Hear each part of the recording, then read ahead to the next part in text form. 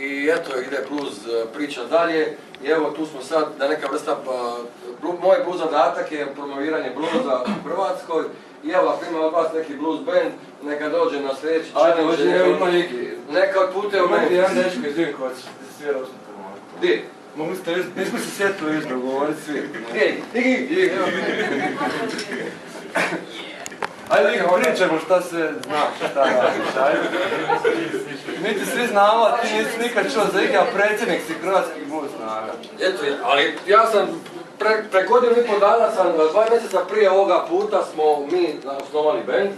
Dakle, u mjesec dana smo uspjeli doći do Memphisa, tako da put može biti jako... To preko veze, jel ti Kerum platio? Kerum platio, da, put. A ona to meni sumnjivo, tako ako se zezate, kad smo se vratili iz Amerike, mi smo platili put sami.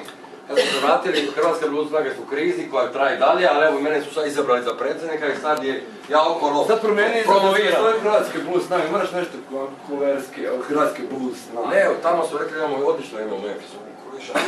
Amerikancima je sve. I što sam ti ja sad reći, čekaj, sad se zbunija. Dakle, jako jednostavno, treba samo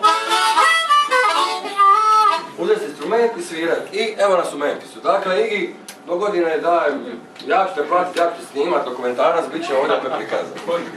Dogovoreno, hvala lijepo.